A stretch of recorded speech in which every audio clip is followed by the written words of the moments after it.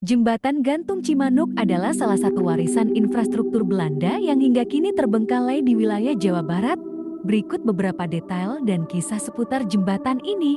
Lokasi terletak di Sungai Cimanuk, perbatasan Kabupaten Garut dan Kabupaten Tasikmalaya, Jawa Barat. Sejarah pembangunan direncanakan pada awal abad ke-20 sebagai jalur penghubung bagi transportasi lokal dan perkebunan kopi di dataran tinggi Garut Tasikmalaya. Struktur terbengkalai, hanya menara penyangga berbahan batu bata dan baja yang masih berdiri di kedua sisi sungai. Kabel baja gantungan sudah karatan parah, papan dek kayu hampir seluruhnya lapuk atau hilang. Kondisi sekarang, akses ke lokasi cukup sulit, melewati jalur setapak sempit dan hutan ringan. Semakin lebat ditumbuhi vegetasi, terutama saat musim hujan. Cerita misteri, bayangan di atas arus, premis umum. Di sebuah desa kecil di tepi Sungai Cimanuk, terdapat sebuah jembatan gantung tua yang kabarnya dibangun zaman kolonial.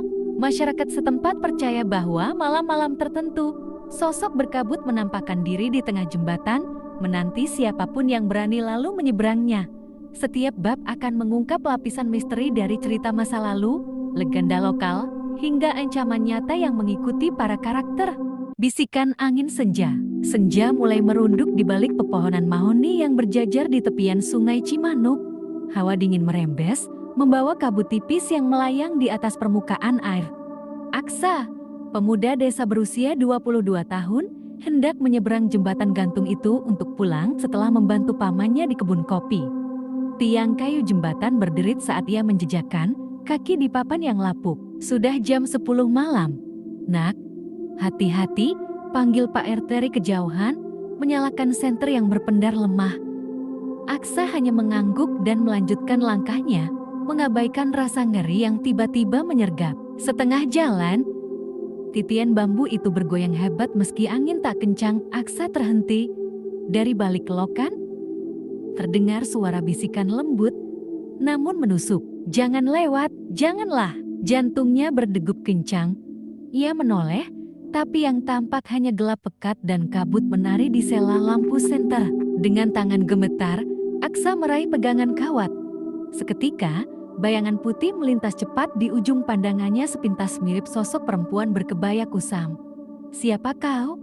gumamnya, namun hanya kesunyian yang menjawab. Langkahnya terhenti sepenuhnya. Senter di tangan kanannya padam tanpa sebab, gelap gulita. Angin malah memanggil, seolah mengundang Aksa semakin dalam atau menjebaknya selamanya. Melangkah ke dunia lain, hari yang Aksa tunggu akhirnya datang. Ia memutuskan untuk kembali ke jembatan gantung itu. Tapi kali ini ia tidak akan pergi sendirian. Setelah berbicara dengan Pak Udin dan membaca lebih banyak dari jurnal tua, Aksa tahu bahwa ada sesuatu yang lebih besar dari sekadar cerita hantu yang bisa dijelaskan dengan logika. Ia ingin mengetahui kebenaran, tidak peduli betapa berbahayanya itu. Dengan membawa senter dan kamera untuk merekam apa yang ia temui, Aksa meminta bantuan dari sahabatnya, Fajar.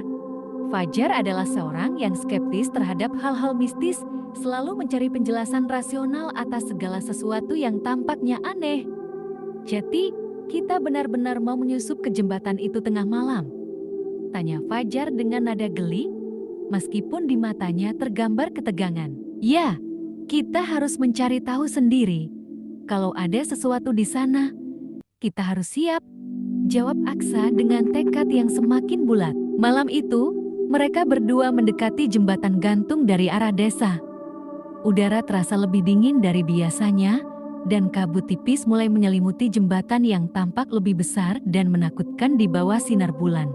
Aksa menekan tombol senter, menerangi jalur titian bambu yang sudah sangat usang. Deritanya terdengar lebih keras malam itu, seolah menyambut kedatangan mereka. "Sepertinya sudah lama tidak ada yang lewat sini," kata Fajar, menoleh ke belakang sejenak. Namun, tidak ada tanda-tanda kehidupan di sekitar mereka, hanya suara angin dan derak kayu yang tua. Mereka melangkah lebih jauh, hingga berada di tengah jembatan. Aksa berhenti sejenak, menoleh ke sisi sungai yang mengalir deras di bawahnya. Tiba-tiba, ia mendengar bisikan yang sama, lembut namun jelas. "Jangan lewat, jangan." Fajar memandang Aksa dengan ekspresi bingung. "Kamu dengar itu juga?" bisiknya. Sebelum Aksa bisa menjawab, sesuatu yang tak terduga terjadi.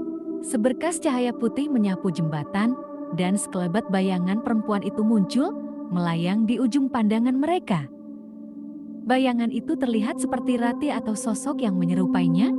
Ia mengenakan kebaya kusam yang tampak hampir transparan, rambutnya terurai, wajahnya kabur namun tetap dapat terlihat mata yang kosong. Dia, itu Rati? Aksa terkejut, suaranya hampir tak keluar. Bayangan itu melangkah perlahan ke arah mereka. Tubuhnya tidak menyentuh tanah. Semakin mendekat, semakin jelas wajah yang penuh kesedihan itu. Aksa merasa jantungnya hampir berhenti berdetak. "Rati, siapa yang membunuhmu?" teriaknya. Suaranya paruh karena takut. Tiba-tiba, suara lain terdengar dari balik kabut. Suara serak yang sangat familiar, seperti bisikan yang berasal dari dasar hati. "Kalian tidak akan bisa keluar." Aksa menoleh, dan saat itulah ia menyadari bahwa bukan hanya bayangan Rati yang mengancam mereka. Seluruh jembatan mulai bergetar, seolah hidup, dan kedalaman sungai yang mengalir deras di bawah jembatan tampak semakin menakutkan. Seperti jurang yang siap menelan siapa saja yang terjatuh. Sesuatu yang tidak kasat mata, entitas yang lebih tua dari Rati, mulai bangkit dari kedalaman. Fajar, yang awalnya tidak percaya pada semua ini, kini merasakan adanya sesuatu yang tak bisa dijelaskan. "Aksa, kita harus keluar dari sini," katanya dengan suara gemetar. Aksa memegang erat kamera di tangannya, tidak ingin meninggalkan satupun bukti. Namun, saat ia berbalik untuk melangkah, jembatan itu tiba-tiba bergetar hebat, seperti ada kekuatan yang menarik mereka kembali ke tengah. Tanpa bisa mengendalikan, Aksa terjatuh, hampir tenggelam ke dalam air yang dingin. Tangannya masih sempat mencengkeram papan kayu yang rapuh, tapi tubuhnya hampir terlepas. Di saat itu, suara bisikan terdengar lagi, lebih keras dan lebih jelas, "Jangan coba melarikan diri." Dengan sisa kekuatan, Aksa menarik dirinya kembali ke atas jembatan, menggenggam Fajar yang hampir terjatuh bersama. Mereka berdua terguncang, nafas terengah-engah, tubuh menggigil. Entitas yang mereka hadapi bukanlah sekadar roh Rati, melainkan sesuatu yang lebih besar, lebih kuat, sesuatu yang menjaga batas dunia mereka. Sesaat setelah mereka berhasil meloloskan diri dari jembatan, kabut di sekitar mereka perlahan menghilang. Namun, jejak kehadiran itu tetap ada, membekas di hati mereka. Aksa tahu, apa yang mereka hadapi bukanlah akhir. Ini baru permulaan dari apa yang harus mereka ungkap, dan rahasia jembatan gantung itu akan membawa mereka pada sesuatu yang lebih gelap, perjanjian yang terlupakan. Setelah malam yang mencekam itu, Aksa dan Fajar tak bisa tidur. Mereka duduk di beranda rumah Aksa, membicarakan segala yang baru saja mereka alami. Meski kepala mereka penuh dengan pertanyaan, mereka tahu bahwa mereka harus menggali lebih dalam, mencari jawaban, atau menghadapi bahaya yang lebih besar lagi. Keberanian mereka kini diuji, lebih dari sekedar rasa penasaran. Pagi hari, Aksa memutuskan untuk menemui Pak Udin lagi. Meskipun pria tua itu tampaknya tahu lebih banyak dari yang ia katakan, Aksa merasakan bahwa ada kebenaran besar yang disembunyikan. Kebenaran yang bisa mengungkap alasan mengapa jembatan gantung Cimanuk menjadi begitu kuat dan berbahaya. Fajar, yang kini mulai mempercayai cerita-cerita mistis desa, mengikuti Aksa dengan penuh pertanyaan. Pak Udin terlihat lebih lelah dari biasanya saat mereka tiba di rumahnya. Namun ketika Aksa menceritakan pengalaman mereka malam itu, pria tua itu justru tersenyum miris. "Kalian baru saja menyentuh permukaan," katanya pelan. "Ada banyak hal yang sudah lama terkubur, dan jembatan itu." Ia berhenti, menatap Aksa dengan tatapan dalam, seolah mempertimbangkan apakah ia harus melanjutkan. Aksa tak bisa menunggu lebih lama. Apa yang sebenarnya terjadi dengan Rati? "Pak Udin, mengapa jembatan itu begitu berbahaya?" Pak Udin menghela napas panjang. "Mungkin sudah saatnya kalian tahu." Ia kemudian duduk lebih dekat, membuka sebuah peti kayu tua yang disimpan di sudut rumahnya. Di dalamnya ada beberapa gulungan kertas kuno dan foto-foto hitam putih yang tampaknya sudah berusia puluhan tahun. Ia mengambil satu gulungan dan membuka bagian pertama yang terlipat rapat. "Apa yang kalian alami malam itu bukanlah kebetulan. Pak Udin mulai menjelaskan. Jembatan gantung Cimanuk dibangun lebih dari 100 tahun yang lalu oleh leluhur desa. Namun pada saat itu, mereka tidak hanya membangun sebuah jembatan, mereka membuat sebuah perjanjian. Aksa dan Fajar saling pandang, tak bisa menahan rasa ingin tahu yang semakin mendalam. Perjanjian itu dibuat dengan entitas yang ada di bawah sungai, entitas yang tak bisa kalian lihat dengan mata biasa. Lanjut Pak Udin, entitas itu menuntut korban sebagai syarat agar desa ini bisa aman, bisa berkembang. Namun, setiap kali perjanjian itu dilanggar, atau ketika seseorang berani mengungkap rahasianya, entitas itu akan bangkit. Ratih adalah salah satu korban pertama. Fajar menelan ludah. Jati, Ratih, dia korban dari perjanjian itu. Pak Udin mengangguk perlahan. Ratih adalah putri kepala desa pertama, dan dia melanggar perjanjian itu. Dia tahu tentang roh yang menjaga jembatan dan ingin mengungkapnya. Malam itu, dia datang ke jembatan, dan itulah saat ia tenggelam, tapi bukan kecelakaan. Entitas itu menariknya ke dalam sungai, dan sejak itu, roh Ratih tidak bisa pergi. Dia terperangkap, menjaga agar perjanjian itu tetap berlaku. Aksa merasa seakan dunia di sekitarnya mulai berputar. Lalu, apa yang harus kita lakukan? Bagaimana kita bisa menghentikan semua ini? Pak Udin terdiam sejenak. Ada cara untuk memutuskan perjanjian itu. Namun itu tidak mudah. Kalian harus menemukan batu kunci, sebuah batu kuno yang tersembunyi di dasar sungai. Batu itu adalah simbol dari perjanjian itu. Jika kalian berhasil menemukannya, kalian bisa memutuskan ikatan antara dunia ini dan entitas itu. Apa yang akan terjadi jika kami tidak berhasil? Tanya Fajar, suara penuh ketakutan. Jika kalian gagal, jawab Pak Udin dengan serius, entitas itu akan semakin kuat, dan desa ini akan tenggelam dalam kegelapan yang lebih dalam. Tak hanya kalian yang akan jadi korban, tapi seluruh desa. Aksa dan Fajar saling pandang, mereka tahu apa yang harus dilakukan, meskipun ancaman itu jelas dan mengerikan. Kami akan pergi ke sungai, kata Aksa dengan tekad. Kami akan mencari batu kunci itu. Pak Udin memberi mereka sebuah peringatan terakhir. Ingat, entitas itu tidak akan membiarkan kalian pergi begitu saja. Kalian harus siap untuk berhadapan langsung dengannya, tapi satu hal yang pasti perjanjian itu hanya bisa diputuskan oleh seseorang yang murni hatinya, yang tidak terikat oleh nafsu atau ketakutan. Dengan perasaan campur aduk, Aksa dan Fajar meninggalkan rumah Pak Udin. Mereka tahu perjalanan mereka belum berakhir. Jembatan gantung Cimanuk yang telah lama menjadi misteri bagi desa mereka, kini menjadi tempat yang harus mereka hadapi dengan penuh keberanian. Menyelam ke kegelapan, Aksa dan Fajar berdiri di tepian sungai Cimanuk dengan mata yang menatap ke arah jembatan gantung yang jauh di depan mereka.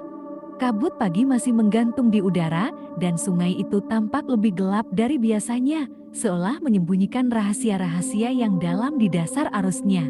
Meskipun mereka telah mempersiapkan diri dengan segala perlengkapan, rasa cemas menguasai mereka. Tidak ada jaminan bahwa mereka akan keluar hidup-hidup dari pencarian ini. Tetapi, mereka tahu bahwa jika mereka gagal, desa mereka akan jatuh dalam kegelapan abadi. Semuanya terasa berbeda, kata Fajar. Matanya terbuka lebar, menatap ke permukaan sungai yang bergelombang perlahan, seperti ada yang mengawasi kita. Aksa mengangguk, merasakan ketegangan yang sama. Itulah yang kami hadapi. Kita harus lebih hati-hati. Dengan perlahan, mereka mulai menyusuri sungai, mencari titik yang diyakini Pak Udin sebagai tempat tersembunyinya batu kunci. Suara deras aliran air menyelimuti mereka. Tetapi di balik suara itu, mereka bisa merasakan adanya bisikan yang samar, datang dari dalam sungai yang dalam. Bisikan itu kembali terdengar seperti malam sebelumnya, semakin jelas seiring mereka bergerak lebih dekat ke pusat sungai. Jangan lakukan ini, kalian akan menyesal. Bisikan itu terdengar sekali lagi, lebih keras dan lebih jelas, seperti suara yang datang dari dalam hati mereka sendiri. Aksa merasa tubuhnya tegang, tetapi ia melangkah terus. Kita harus sampai di sana, katanya. Suaranya tegas meski hatinya berdebar. Kita harus menghentikan ini semua. Mereka tiba di sebuah area yang lebih tenang di tengah sungai. Airnya lebih dalam dan lebih gelap, dan seakan ada sesuatu yang menyembul di bawah permukaan. Disinilah menurut Pak Udin batu kunci itu tersembunyi di dasar yang terjaga oleh kekuatan gelap. Aksa memandang Fajar. Kita harus menyelam. Fajar tampak ragu, tetapi akhirnya mengangguk. Kita tidak punya pilihan. Dengan peralatan selam yang mereka bawa, keduanya mulai memasang masker dan tabung oksigen. Mereka menyelam ke dalam air yang dingin, menuju kedalaman yang tampak tidak berujung. Setiap gerakan mereka disertai dengan rasa tidak nyaman yang semakin memuncak. Ada sesuatu yang tak terlihat di bawah mereka. Sesuatu yang merasa sangat dekat. Aksa merasa seakan ada kekuatan yang menariknya lebih dalam, membawanya jauh dari permukaan, ke dalam kedalaman gelap yang penuh misteri. Ketika mereka mencapai dasar sungai, keduanya melihat sebuah formasi batu besar yang tersembunyi dalam kegelapan. Namun, sesuatu yang aneh terjadi saat mereka mendekatinya. Di antara batu-batu itu, ada sebuah celah, dan dari dalam celah itu, sebuah cahaya lembut memancar, mengarah langsung ke batu yang terletak di tengah-tengah formasi. Batu itu berkilau, namun tidak seperti batu biasa. Ada sesuatu yang hampir hidup di dalamnya, sesuatu yang bergerak perlahan, seperti ada energi yang memancar darinya. Tiba-tiba, suara bisikan terdengar lagi, kali ini datang dari kedalaman sungai. Begitu dekat di telinga mereka. Kalian tidak bisa mengambilnya, batu itu adalah milikku. Fajar terkejut dan hampir melayang ke atas, tetapi Aksa menahannya. Tenang, kita hampir sampai. Batu itu yang akan memutuskan perjanjian ini. Dengan hati-hati, mereka mendekat dan mencoba mengambil batu kunci itu. Namun, saat tangan Aksa menyentuhnya, kedalaman air mulai bergemuruh. Arus yang kuat tiba-tiba menyeret mereka ke arah dasar sungai, sementara cahaya dari batu itu mulai membesar, seperti membuka gerbang ke dunia lain. Tiba-tiba, bayangan putih yang sama seperti yang mereka lihat di jembatan muncul, melayang di depan mereka, lebih besar dan lebih mengerikan dari sebelumnya. Sosok Ratih, dengan mata yang kosong, menatap mereka dengan tatapan penuh kesedihan. Jangan coba ambil batu itu, bisiknya. Suaranya penuh dengan penderitaan. Aksa menggenggam batu kunci dengan erat, mencoba menahan tarikan arus yang semakin kuat. Ratih, kami tidak ingin melukai siapapun, tapi perjanjian ini harus berakhir. Bayangan itu mengulurkan tangan seolah mencoba meraih mereka. Dan saat itulah sebuah suara berat, lebih dalam dan lebih gelap, terdengar dari dalam sungai. Kalian tidak bisa menghentikannya, ini adalah takdir kalian. Tiba-tiba, arus semakin kuat, dan Aksa merasa tubuhnya tertarik kembali ke dalam kedalaman yang lebih dalam. Batu kunci itu mulai bergetar hebat, dan sepertinya ada sesuatu yang hendak meledak dari dalamnya. Namun, dengan satu tarikan kuat, Aksa berhasil menarik batu kunci itu dari tempatnya. Begitu batu itu sepenuhnya terlepas, cahaya yang memancar dari dalamnya meluap, dan sebuah suara mengguntur bergema di seluruh sungai. Sesuatu yang lebih gelap dan lebih mengerikan terlepas dari perjanjian lama itu. Sosok Ratih menghilang begitu saja, dan air sungai yang semula bergejolak mulai kembali tenang, seolah menenangkan. Aksa dan Fajar, terengah-engah dan hampir kehabisan napas, saling pandang, berusaha mengerti apa yang baru saja terjadi. Perlahan, mereka naik ke permukaan, dan saat mereka menginjakkan kaki di tanah, mereka melihat sesuatu yang tidak pernah mereka bayangkan sebelumnya. Di ujung jembatan gantung, di mana bayangan Ratih pertama kali muncul, sebuah tanda baru muncul di atasnya, sebuah simbol yang belum pernah mereka lihat sebelumnya. Dan di balik simbol itu, Aksa merasa ada sesuatu yang mengintai mereka, siap untuk menyambut mereka kembali. Apakah mereka benar-benar berhasil mengakhiri perjanjian itu, atau justru membuka pintu yang lebih gelap dari yang mereka kira? Bayang-bayang yang terlepas. Malam telah turun dengan cepat setelah mereka kembali ke desa. Dan meskipun perasaan lega sempat menyelimuti Aksa dan Fajar karena berhasil mengambil batu kunci, ada sesuatu yang menggelayuti hati mereka. Tanda yang muncul di jembatan gantung tadi adalah pertanda bahwa perjanjian lama itu mungkin belum sepenuhnya berakhir. Sesuatu yang lebih gelap tampak terbangun, dan Aksa merasa bahwa ancaman itu belum benar-benar hilang. Mereka berdua duduk di ruang tamu rumah Aksa, merasa cemas meskipun mereka telah berhasil kembali dengan batu kunci. Apa yang sebenarnya terjadi? Fajar, Aksa bertanya. Matanya kosong, berusaha memahami apa yang baru saja mereka alami. Kita sudah mengambil batu kunci, tapi kenapa ada tanda itu muncul di jembatan? Kenapa rasanya seperti sesuatu yang lebih besar baru saja terlepas? Fajar menggelengkan kepalanya. Aku tidak tahu, Aksa, tapi aku merasa kita belum selesai. Ada sesuatu yang lebih besar dari yang kita bayangkan, dan kita mungkin baru saja membuka pintu yang lebih gelap. Sementara mereka berbicara, suasana sekitar mereka terasa semakin berat. Bahkan udara di dalam rumah terasa lebih dingin, dan suara angin yang bertiup seakan membawa bisikan-bisikan samar. Mereka tak tahu persis apa yang akan terjadi, tetapi mereka merasa seperti sedang dikejar oleh sesuatu yang tak kasat mata. Keputusan mereka untuk mengambil batu kunci seolah membuka jalan bagi kekuatan gelap yang selama ini terperangkap. Malam itu, mereka memutuskan untuk kembali ke jembatan gantung, berharap bisa mencari petunjuk lebih lanjut tentang simbol yang baru saja muncul. Namun, saat mereka tiba, suasana terasa sangat berbeda. Jembatan itu tampak lebih besar dan lebih menakutkan di bawah cahaya bulan yang remang-remang, seakan hidup dengan kekuatan yang tak bisa dijelaskan. Apa yang terjadi di sini? Aksa berbisik, matanya tajam mengamati jembatan yang tampaknya mengeluarkan aura yang lebih gelap dari sebelumnya. Fajar memandang jembatan dengan perasaan yang tak bisa ia ungkapkan.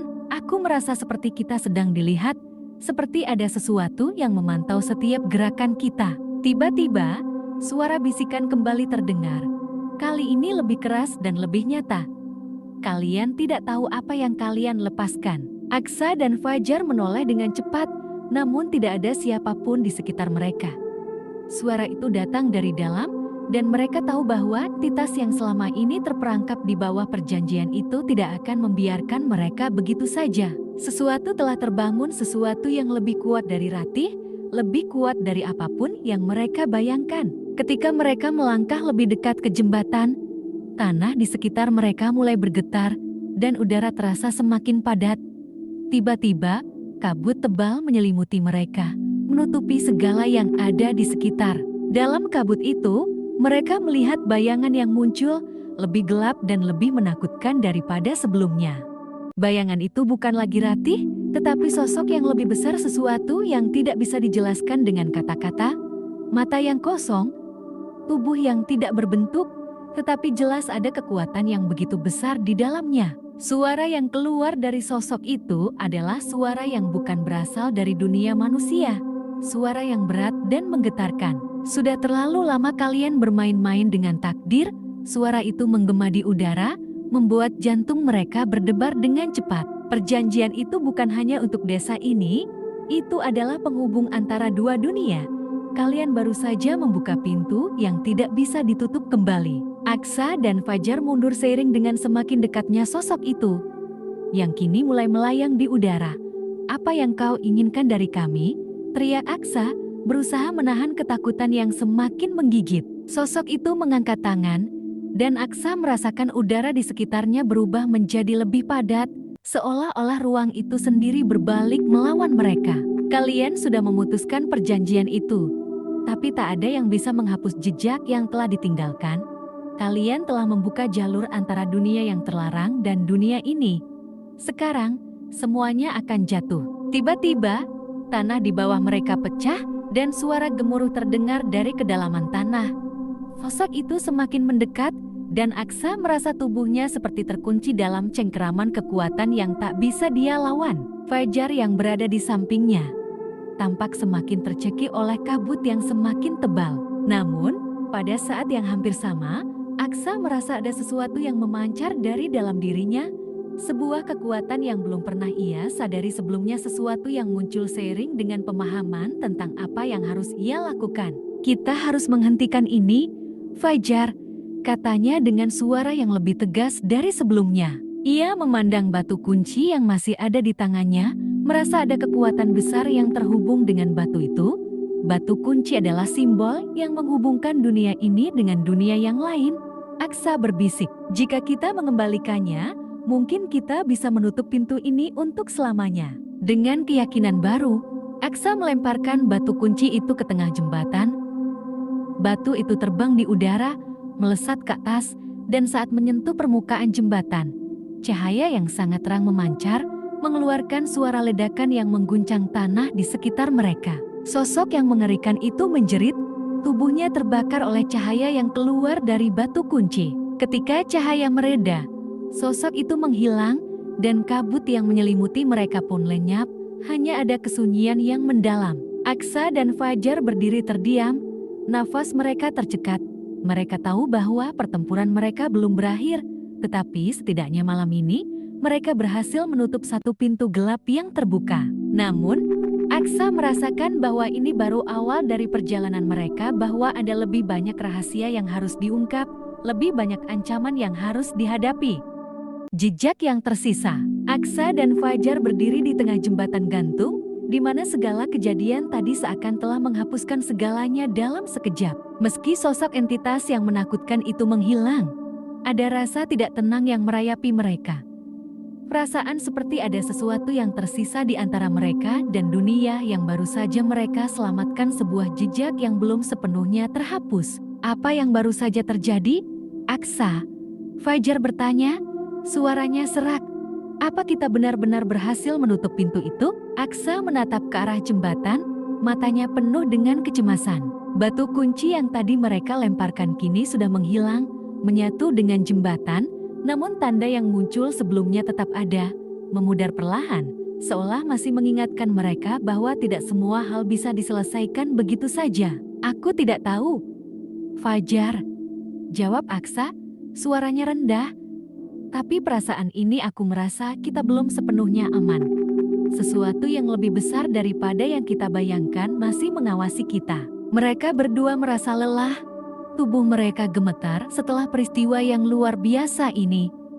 Tapi meskipun tubuh mereka lelah, pikiran mereka terus berputar. Ada banyak hal yang belum mereka pahami, dan Aksa merasa bahwa mereka harus terus menggali atau menghadapi bahaya yang lebih besar lagi. Perlahan, mereka berjalan kembali menuju desa, namun saat mereka melewati area hutan di sekitar jembatan, sesuatu yang aneh terjadi.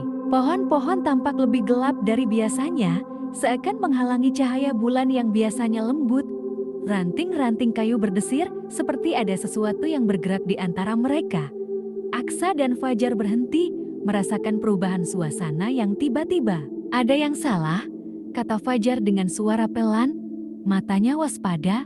Rasanya seperti kita sedang diikuti. Aksa menoleh ke belakang, tetapi tidak ada siapapun yang tampak. Namun, di balik pepohonan yang gelap, ada bayangan samar yang melintas, begitu cepat dan terhuyung. Kita harus cepat, ujar Aksa, mulai berjalan lebih cepat.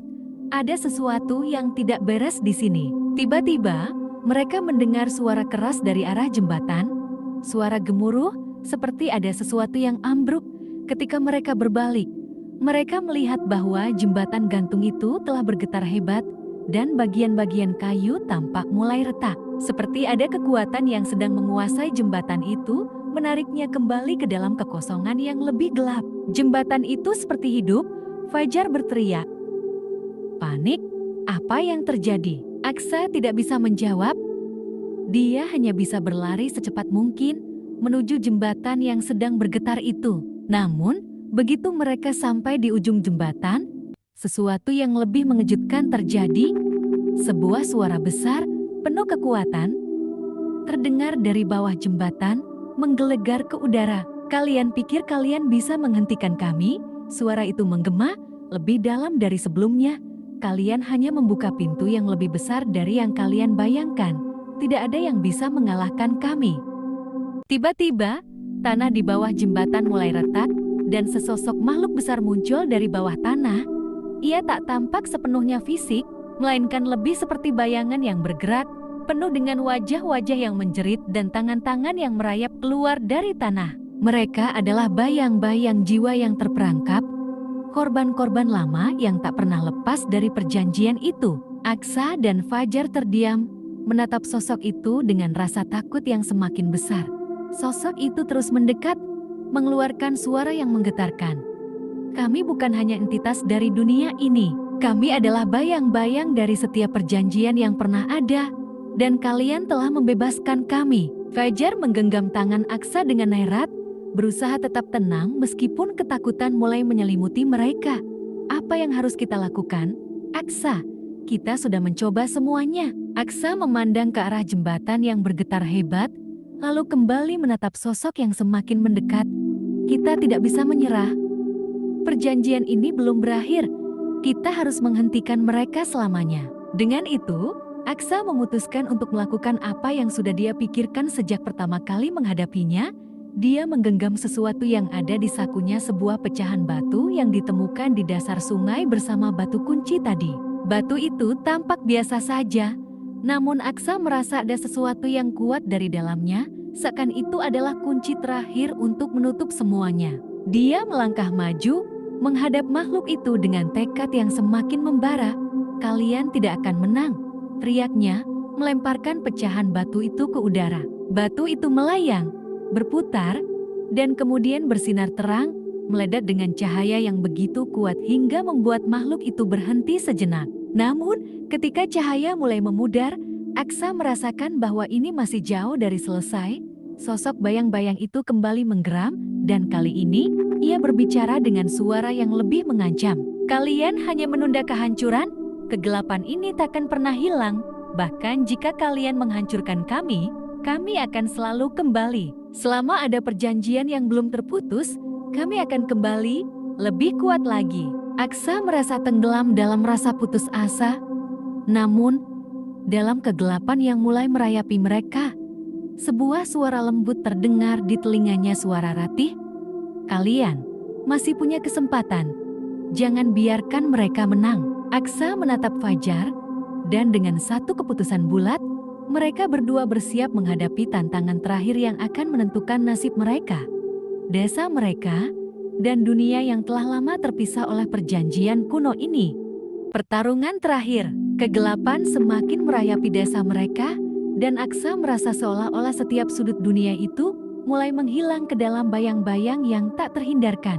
Di hadapannya, sosok bayangan yang menyatu dengan tanah itu semakin membesar, menggeram dengan suara yang menggetarkan setiap sendi tubuhnya.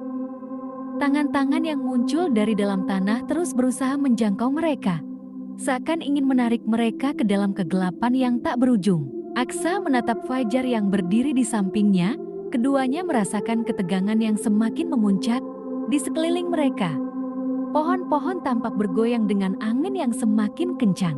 Jembatan gantung yang tadinya tenang kini berguncang hebat, seperti mau runtuh, mengikuti kekuatan yang semakin ganas di bawahnya. "Ini adalah ujian terakhir," kata Aksa. Matanya tegas. "Kita harus menyelesaikan ini, Fajar. Jika tidak, dunia ini akan jatuh." Fajar mengangguk, meskipun ketakutan jelas tampak di wajahnya. "Tapi apa yang kita lakukan? Aksa, apa yang bisa kita lakukan sekarang setelah semuanya terlepas?" Aksa mengingat kembali kata-kata Ratih yang sempat terdengar di telinganya. Kata-kata yang memberi petunjuk, "Kalian masih punya kesempatan. Jangan biarkan mereka menang." Aksa merasakan bahwa jawabannya ada pada batu kunci yang telah mereka ambil. Batu itu, meskipun telah terlepas, mungkin masih bisa digunakan untuk menutup pintu yang telah terbuka. Namun, untuk itu, mereka harus menghadapi bayangan-bayangan yang terperangkap di antara dunia ini dan dunia yang lebih gelap, bayangan yang memiliki kekuatan tak terukur. Aksa menggenggam pecahan batu yang ia temukan di dasar sungai, dan merasakan energi aneh yang mengalir melalui tubuhnya. "Kita harus menggunakan energi ini," katanya, menatap Fajar dengan penuh tekad. Batu kunci ini bukan hanya benda fisik. Ini adalah simbol yang menghubungkan dunia kita dengan dunia yang lebih gelap. Dan mungkin, batu ini juga bisa menutup pintu yang sudah kita buka. Fajar menatap batu kunci yang bersinar samar di tangan Aksa. "Jati, kita harus menggunakannya untuk menahan kekuatan yang datang dari dunia lain." "Betul," jawab Aksa, sambil melangkah maju, menghampiri sosok bayangan yang semakin mendekat. "Tapi kita tidak hanya harus mengandalkan batu ini, kita harus menggabungkan kekuatan kita dengan batu ini, kekuatan kita sebagai penjaga perjanjian ini." Dengan itu, mereka berdua berdiri tegak, saling menggenggam tangan, dan memusatkan perhatian pada batu kunci yang masih bersinar. Tiba-tiba, batu itu memancarkan cahaya yang semakin terang, melebihi cahaya sebelumnya. Aksa merasakan kekuatan yang mulai mengalir dalam dirinya, seolah-olah seluruh tubuhnya diisi oleh energi yang sangat besar. Tanpa sadar, ia mengangkat tangan, dan cahaya yang memancar dari batu kunci menyebar ke seluruh tubuhnya, masuk ke dalam jembatan, dan menyentuh setiap sudut tanah di sekeliling mereka. Sosok bayangan itu, yang terbuat dari kegelapan dan penderitaan, mulai terguncang. Tangan-tangan yang merayap dari dalam tanah mengerang, seolah berusaha menjauh dari cahaya yang semakin besar. Suara gemuruh yang datang dari tanah makin keras, semakin mengancam. Tidak, ini tidak mungkin. Suara bayangan itu terdengar lebih marah, lebih menggelegar. Kalian hanya menunda kehancuran, aku akan kembali. Aksa dan Fajar bersatu dengan kekuatan batu kunci, mengarahkan cahaya itu ke arah makhluk bayangan yang kini tampak terganggu. Namun, sesuatu yang lebih mengejutkan terjadi. Dalam kilatan cahaya itu, mereka bisa melihat sekilas wajah-wajah yang muncul di balik bayangan. Wajah-wajah yang tampak familiar, wajah-wajah mereka yang terperangkap dalam kegelapan. Orang-orang yang telah lama dilupakan oleh waktu. Sosok Ratih muncul di antara wajah-wajah itu, matanya penuh dengan keputusasaan. Kalian tidak bisa menghentikan takdir ini, bisik Ratih. Perjanjian ini bukan hanya tentang dunia ini adalah kekuatan yang lebih besar. Ini adalah bagian dari alam semesta, kalian hanya sekelumit dalam sejarah yang panjang. Aksa menggenggam erat batu kunci, perasaan terperangkap semakin dalam. Tetapi, ia tahu bahwa mereka tidak bisa mundur. Kami tidak akan membiarkan dunia ini jatuh ke dalam kegelapan. Jika kami harus mengakhiri semuanya, maka kami akan melakukannya untuk selamanya. Dengan satu dorongan kekuatan terakhir, Aksa dan Fajar mengarahkan cahaya itu dengan penuh tekad ke pusat makhluk bayangan. Begitu cahaya itu menyentuh tubuh makhluk itu, sosok bayangan itu berteriak, dan cahaya yang sangat terang meledak dari tubuhnya. Semuanya terguncang, tanah bergetar hebat, dan suara gemuruh itu mencapai puncaknya. Namun, saat cahaya itu akhirnya mereda, bayangan itu tidak ada lagi. Makhluk itu, bersama dengan wajah-wajah terperangkap di dalamnya, menghilang dengan cepat, seakan tersapu oleh kekuatan yang sangat besar. Begitu semuanya diam, hanya ada sunyi yang mencekam, dan udara di sekitar mereka terasa lebih ringan. Aksa dan Fajar terjatuh ke tanah, kelelahan dan hampir kehilangan kesadaran. Namun, mereka tahu bahwa mereka telah berhasil. Tak ada lagi bayangan yang mengintai, dan jembatan gantung yang sebelumnya hancur kini kembali tenang. Batu kunci yang kini telah mereka kembalikan ke tempatnya mulai memudar, seolah telah menyelesaikan tugasnya. Tetapi meskipun mereka telah menang, ada satu hal yang masih menggantung dalam pikiran mereka. Apakah perjanjian itu benar-benar berakhir? Ataukah ada sesuatu yang lebih besar lagi yang harus mereka hadapi di balik tirai kegelapan yang baru saja terungkap? Pintu yang tak pernah tertutup. Setelah pertempuran terakhir yang mengguncang dunia mereka, Aksa dan Fajar duduk di tepi jembatan gantung, kelelahan dan hampir tak sadar. Cahaya bulan yang lembut menyinari mereka. Namun ada perasaan yang mengganjal di hati keduanya. Meskipun makhluk bayangan yang mengerikan telah menghilang, mereka merasa seperti ada sesuatu yang belum sepenuhnya selesai. Aksa memandang batu kecil yang kini ada di tangannya. Pecahan batu kunci yang selama ini mereka genggam, batu itu tampak biasa, tetapi ada sesuatu dalam sinarnya yang menunjukkan bahwa kekuatan besar masih tersimpan di dalamnya. Fajar, apakah kita benar-benar telah mengakhirinya? Apa yang kita lakukan ini? Apakah cukup untuk menutup semuanya? Tanyanya dengan suara yang penuh keraguan. Fajar memandang batu itu, lalu mengalihkan pandangannya ke jembatan yang tampak begitu tenang. Meski pada kenyataannya mereka tahu bahwa kedamaian ini mungkin hanya bersifat sementara. Aku ingin percaya bahwa kita sudah selesai, Aksa. Tapi, ada sesuatu yang terasa tidak beres, sesuatu yang lebih dalam, yang belum kita temukan. Aksa mengangguk, merasa gelisah. Perjanjian ini lebih dari sekadar apa yang kita tahu. Mungkin kita hanya menghapus satu lapisan dari kekuatan yang jauh lebih tua dan lebih besar. Batu kunci mungkin hanya sebagian dari jalan yang harus ditempuh. Fajar menatap Aksa, matanya tajam. Kita harus memastikan bahwa tidak ada lagi yang akan muncul. Dunia ini harus aman. Kita harus menemukan cara untuk memastikan perjanjian itu benar-benar berakhir. Tiba-tiba, suara bisikan datang, lembut namun penuh ancaman. Tidak ada yang bisa menghapus sejarah ini. Tidak ada yang bisa menutup pintu ini selamanya. Aksa dan Fajar menoleh dengan cepat, namun tak ada siapapun di sekitar mereka.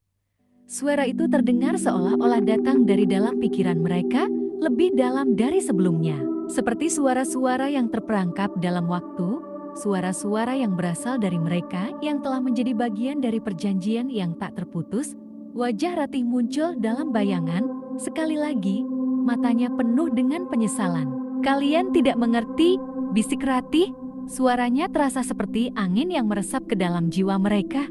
"Pintu ini akan selalu terbuka, bahkan jika kalian menghancurkan setiap kunci. Ada kekuatan yang lebih besar yang mengikatnya. Kalian hanya mematahkan rantai yang satu, tapi rantai yang lain masih ada." Tiba-tiba, cahaya terang menyilaukan mereka, datang dari batu kunci yang tergeletak di tangan Aksa. Batu itu memancarkan cahaya yang begitu kuat hingga Aksa merasa tubuhnya terangkat, seakan dunia mereka terbalik.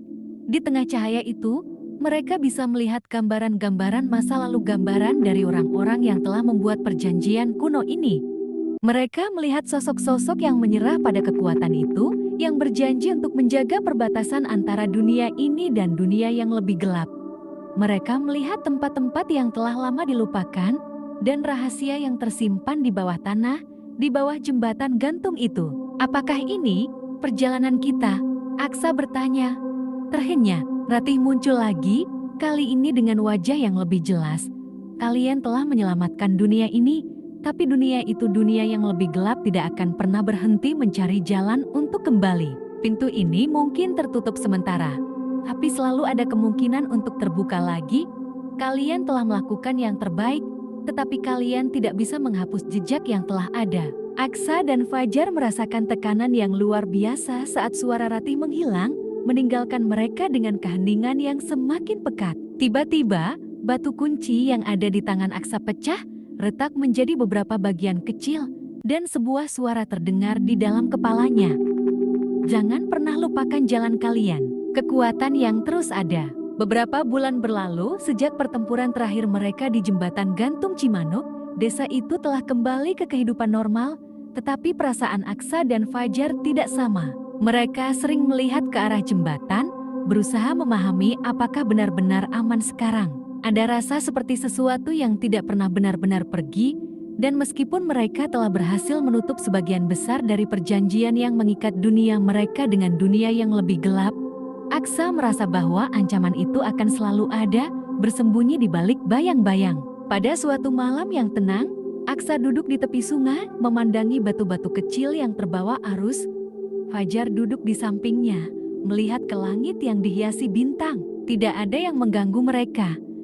Hanya kedamaian yang terasa seolah-olah dunia sedang tidur. "Apa yang kita lakukan sekarang, Aksa?" Fajar bertanya pelan. "Apakah kita akan terus hidup seperti ini, mengetahui bahwa kita mungkin tidak pernah benar-benar bebas?" Aksa tidak menjawab langsung. Ia menatap ke kejauhan, matanya kosong namun penuh dengan pemahaman. "Mungkin kita tidak akan pernah sepenuhnya bebas, Fajar, tapi kita akan terus berjuang. Selama ada orang yang berani mempertahankan keseimbangan, dunia ini akan tetap aman." Fajar mengangguk, meskipun hatinya terasa berat. "Kita tidak bisa menghentikan semua ancaman, tapi kita bisa terus melawan." Aksa tersenyum tipis. "Betul, mungkin kita tidak bisa menutup pintu itu selamanya, tapi kita akan selalu siap ketika pintu itu terbuka kembali." Tiba-tiba, mereka mendengar suara aneh dari arah jembatan. Suara itu seperti bisikan, lembut namun jelas. Aksa dan Fajar saling menatap, merasakan perasaan yang sudah familiar bahwa dunia ini tidak pernah benar-benar bebas dari ancaman yang datang dari kegelapan. Namun, kali ini mereka tidak takut.